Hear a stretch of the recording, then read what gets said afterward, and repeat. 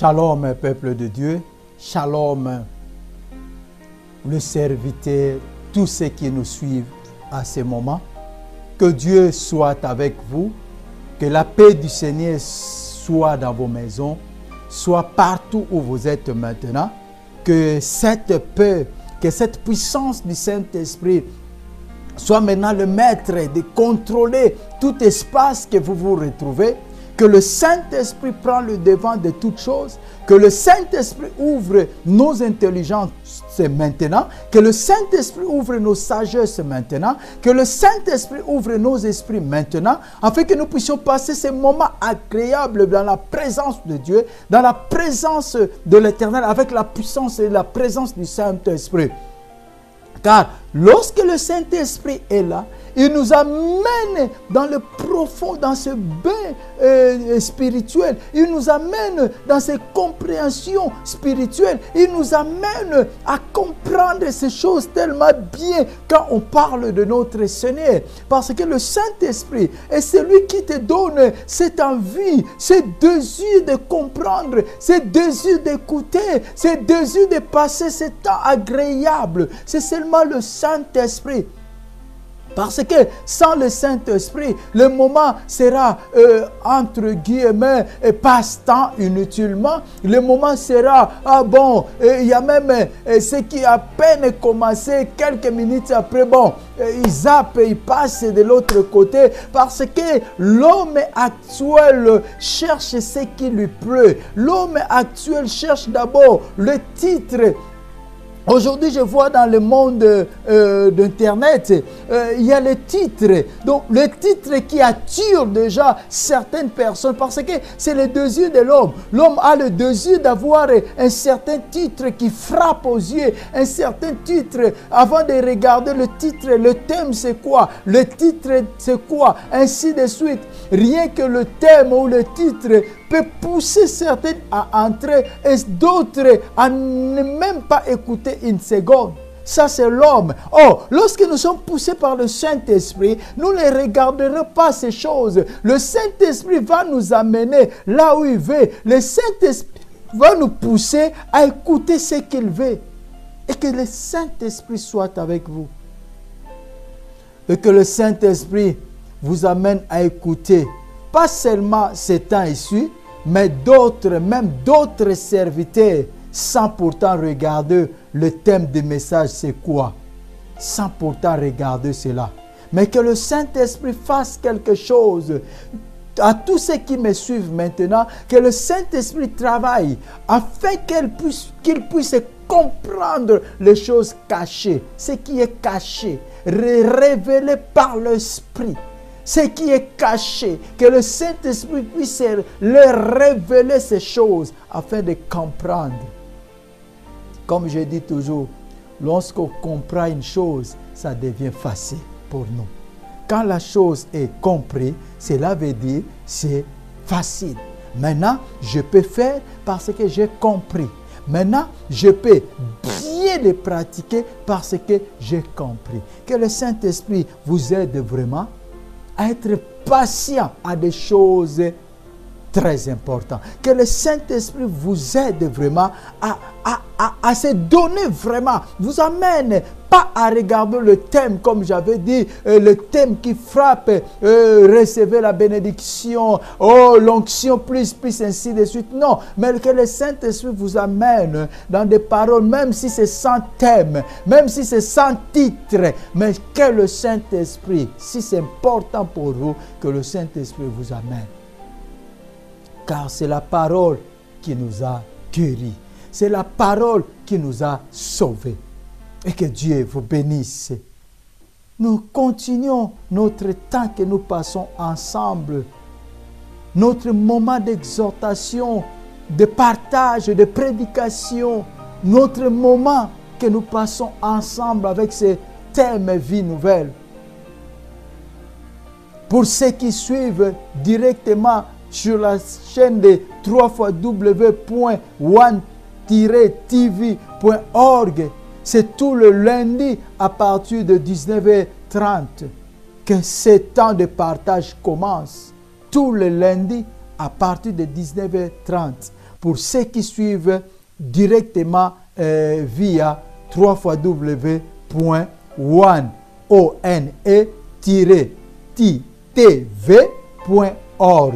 Et lorsque vous entrez dans le site, vous allez voir là où c'est en direct. Et il suffit de cliquer en direct, vous êtes directement connecté en direct de ces temps.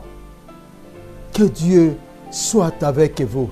Et si vous trouvez des petites difficultés, il y a tous les contacts, les coordonnées, les contacts, comment nous contacter, ainsi de suite. Vous allez contacter les propriétaires de ces chaînes et il vous guidera comment entrer, comment suivre les émissions à l'heure.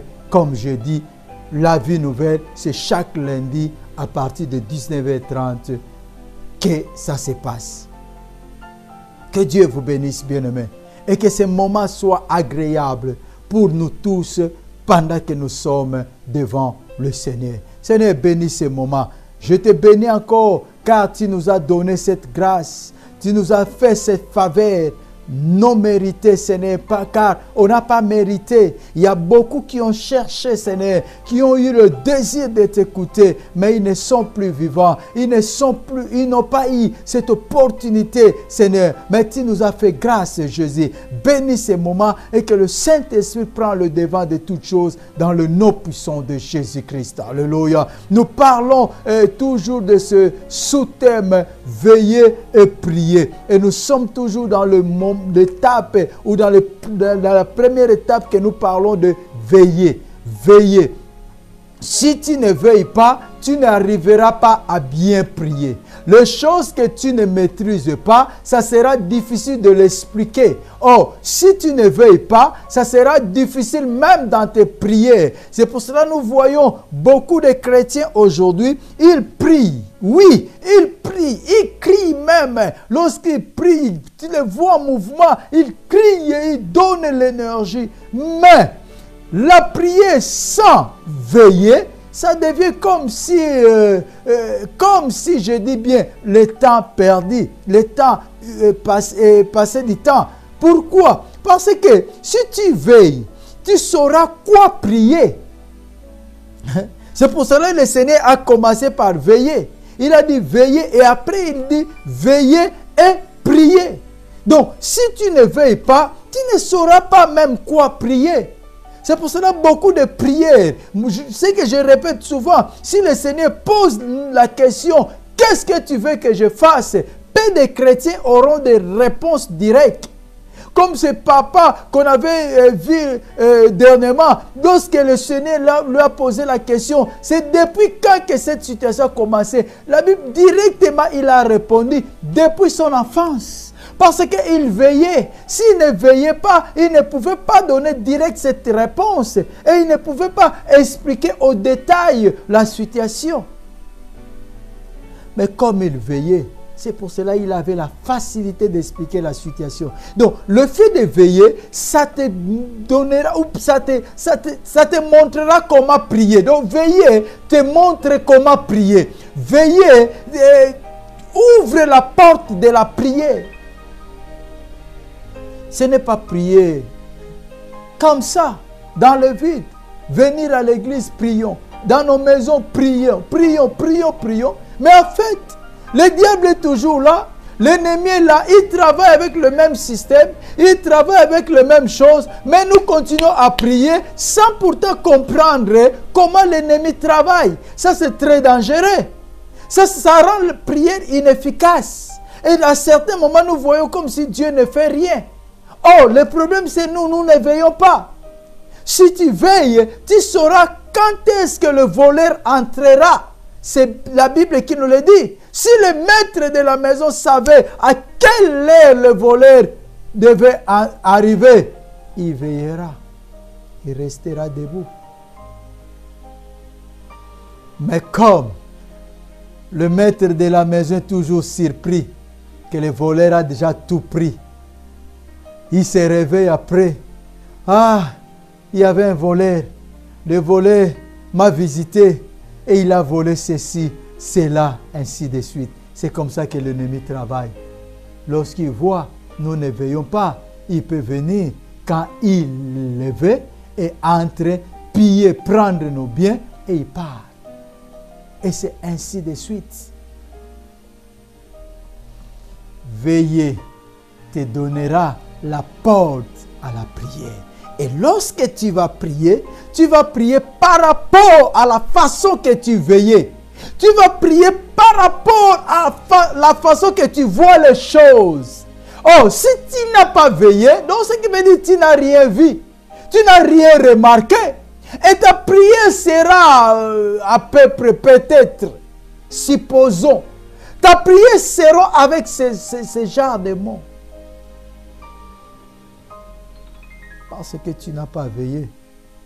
C'est pour cela que beaucoup de chrétiens aujourd'hui jugent même Dieu sans le savoir. Beaucoup de chrétiens posent tant de questions à Dieu. Oui, c'est manque de veiller.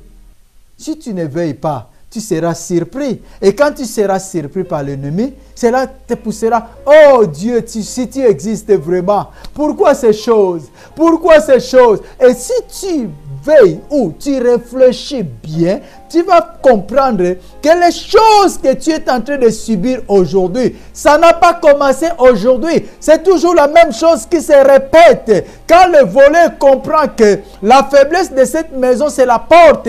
La porte n'est pas comme ça devait être. Quand le voleur comprend cela, il entrera que par la porte. Il ne cherchera pas d'autres moyens.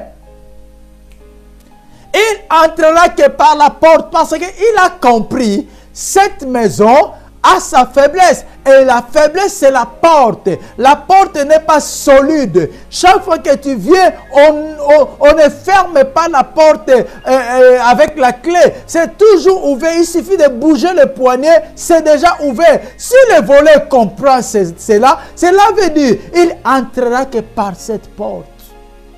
Il ne cherchera pas ailleurs. Il n'aura pas besoin d'aller toucher aux fenêtres. Il n'aura pas besoin d'aller toucher au plafond. Il n'aura pas besoin d'aller toucher n'importe où. Il viendra toujours là où c'est facile. Chaque fois qu'il aura besoin de venir voler, il viendra toujours devant la porte et faire toujours le même mouvement pour entrer. Parce qu'il sait, cette maison, ça ne se ferme pas.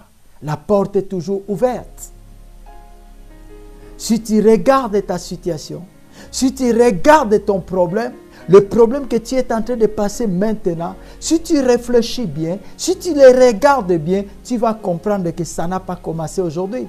Ce n'est pas la première fois. Ce n'est pas la première fois que tu perds le travail.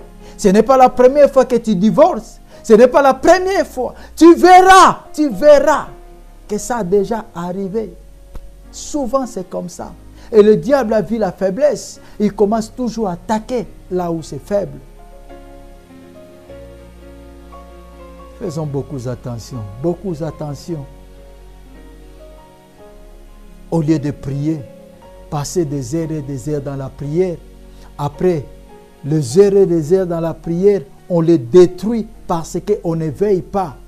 C'est très dangereux. C'est très lamentable. Passer des heures et des heures, jeûne et prière, jeûne et prière, jeûne et prière pour avoir des enfants, pour avoir le mariage, pour avoir du travail, pour avoir la richesse. Et après avoir eu la richesse, tu ne veilles pas sur ça. J'ai écouté une histoire, je dis bien j'ai écouté. Je me souviens, c'était même écrit dans le journal. Donc, je n'ai pas de preuves concrètes, mais j'ai écouté. En Espagne, ça s'est passé en Espagne, une femme, pauvre femme, elle avait qu'un fils unique, un enfant.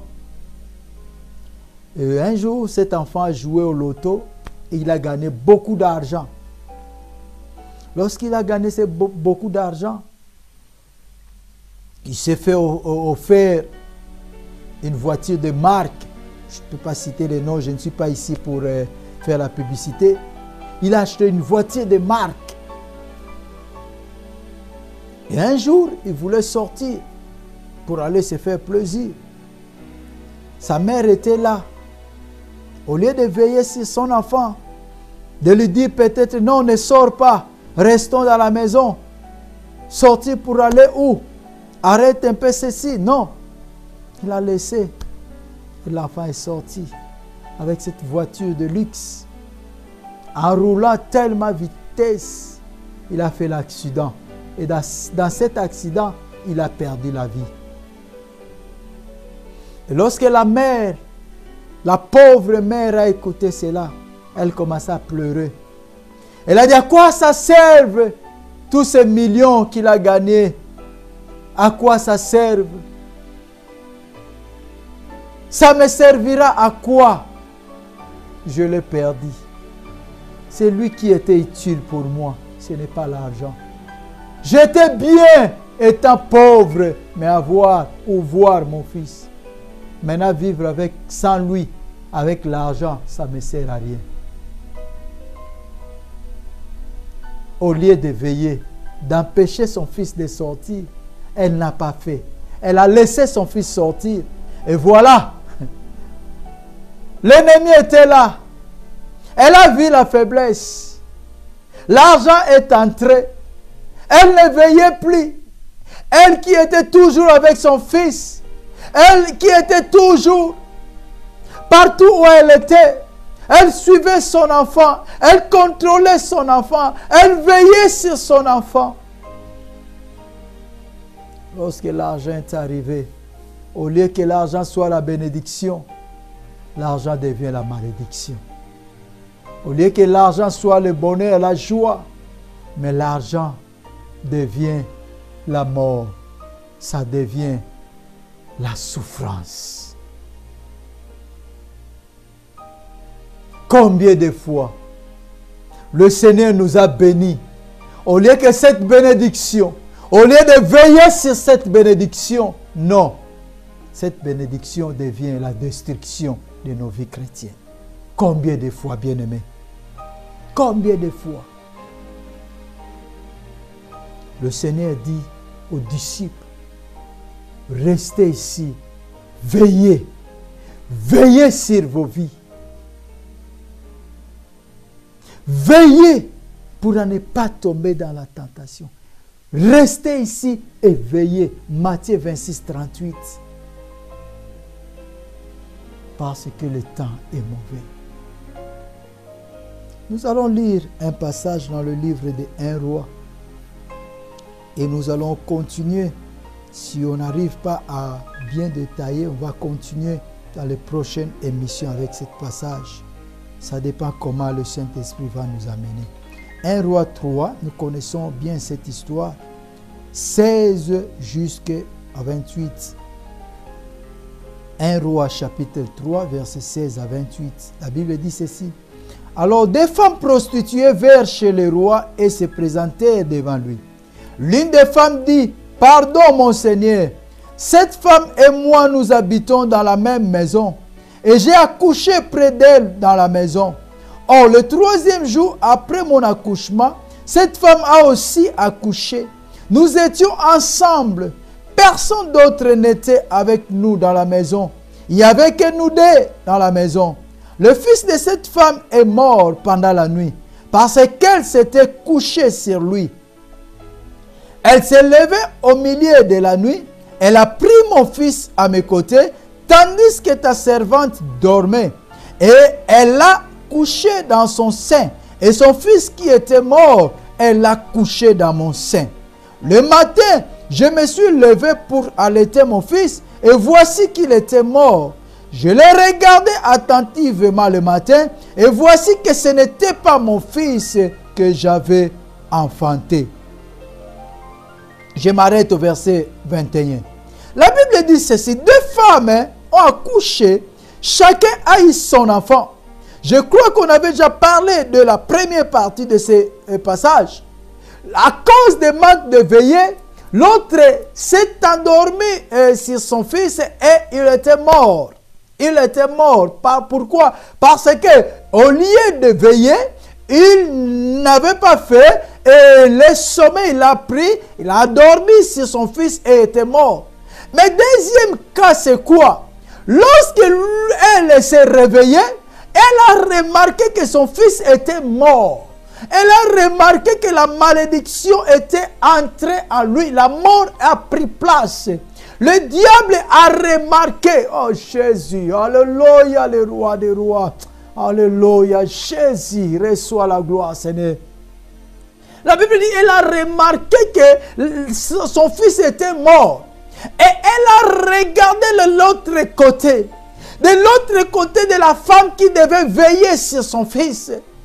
Elle veillait dans le sens qu'elle ne s'est pas coucher sur son fils pour mourir comme l'autre. Mais son problème, bien que son fils était vivant, elle dormait. Et lorsque l'autre a vu qu'elle dormait, elle a profité dans ses sommeils pour faire le change. Elle a profité de ce temps-là pendant que l'autre dormait. Vous savez quoi? Le diable a désobéi. Lorsqu'il a désobéi, Dieu l'a chassé. Nous connaissons l'histoire. Et maintenant, il a compris. Le diable a compris que la mort est entrée. La mort est entrée dans sa vie. La mort est entrée dans sa vie. Il a compris qu'il n'est plus avec Dieu. Il a compris qu'il n'a plus cette joie de vivre. La mort est entrée. Son fils est mort. Elle n'a plus la joie de vivre. La mort est entrée en lui parce qu'elle n'a pas obéi. Il a voulu se rebeller à Dieu et Dieu l'a chassé. Et qu'est-ce qui se passe? Nous qui devons être sensés, nous qui devons veiller, nous qui devons rester prudents, nous qui devons rester vraiment debout. Le diable a remarqué que nous dormons. Le diable a remarqué, bien qu'on a le bonheur, bien qu'on a la richesse, bien que Dieu nous a bénis, mais le problème que le diable a constaté, nous dormons. Le diable a remarqué. Ils ont tout. Ils ont le fils. Elle a le fils vivant. Son fils vit encore. Son fils a encore le souffle de vie. Mais le problème, la mère dort. Dieu nous a donné tout. Tout est à nous et pour nous. Jésus dit ceci. Tout pouvoir m'a été donné. Sur le ciel, sur la terre et sous la terre. Partout, tout pouvoir m'a été donné. Donc cela veut dire quoi? Si tout pouvoir a été donné à Jésus, donc si nous suivons Jésus, nous avons tous ces pouvoirs. Celui qui croira en moi fera encore plus de choses de ce que je fais. Mais regardons la vie chrétienne d'aujourd'hui. Est-ce que nous avons déjà atteint ce que le Seigneur a fait? Pourquoi? Nous avons le Fils vivant. Le Fils est vivant. La bénédiction est là. Le bonheur est là. La joie est là. La paix est là. Tout ce que nous avons besoin est là. Car quand on parle de fils vivant, un enfant vivant, ça représente la joie. Un enfant vivant, ça représente tout, la richesse. Un enfant vivant. Et le diable a vu que elle s'est accouchée sur son enfant. Et son enfant est mort. Il n'a plus la joie et le droit de vivre dans la joie. Il est privé de la paix. Le diable ne vit jamais dans la paix. C'est comme Dieu lorsqu'il a maudit Caïn. Il a dit ceci, il n'y aura pas la paix en toi. Tu seras vagabond. Tu vas vagabonder le monde. Qu'est-ce que Caïn a dit? Je chercherai qui va me tuer. Ça sera mieux pour moi la mort au lieu de vivre cette souffrance, cette punition. Cette punition est trop forte pour moi.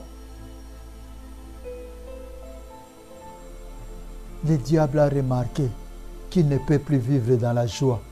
Il ne peut plus vivre dans la paix. Il ne peut plus vivre dans le bonheur. Il ne peut plus vivre cette gloire que Dieu lui avait donnée. Il a regardé de l'autre côté. Il voit ceux qui devaient avoir cette vie. Ceux qui ont cette vie. Ceux qui ont encore l'enfant vivant. Mais la mère dort. Les chrétiens qui ont tout. Mais le problème, ils dorment. Ils ne veillent pas. Ils sont là, en train de passer le temps dans des choses qui ne devaient pas passer. Ils sont là, en train de se quereller, de se ranciner. Ils sont là, en train de discuter des choses vagues, des choses qui ne pouvaient même pas sortir de leur bouche. Ils sont là, en train de passer le temps avec les choses qui ne devaient pas passer. Ils dorment. Au lieu de veiller, ils se contentent de prier, mais sans veiller. Ils se contentent de passer le temps, crier, prier, chasser les démons, mais sans pourtant veiller pour empêcher ces démons d'entrer. Donc, nous laissons l'entrée libre aux démons et dès qu'ils sont à l'intérieur, on cherche à les chasser. Et après, au lieu de fermer la porte, au lieu de fermer l'entrée, on laisse toujours l'entrée libre pour que les démons entrent et au milieu de la maison, on cherche à les chasser. C'est ce qui se passe aujourd'hui. Ceux qui devaient vivre dans le bonheur, l'enfant vivant, mais à grande surprise, lorsque l'ennemi se réveille, en regardant son enfant mort, lorsqu'il se réveille, à grande surprise, il voit ce qui devait veiller en train de dormir. C'est là que le diable change. La Bible dit, la femme a fait le change. La femme a pris l'enfant vivant qui était le nôtre, qui appartenait aux chrétiens. Il a pris et il a donné ce qui était mort. Que Dieu vous bénisse. On est tellement limité par notre temps. Nous allons continuer le même passage dans le prochain temps de notre partage. Restez dans la paix du Seigneur et surtout veillez. Que Dieu vous bénisse. Nous allons continuer parce qu'on n'est pas allé jusqu'à la fin de ces temps d'explication de ces passages. Nous allons continuer cela dans le temps qui vient. Dans le nom de Jésus-Christ. Restez dans la paix du Seigneur et veillez. Que Dieu vous bénisse.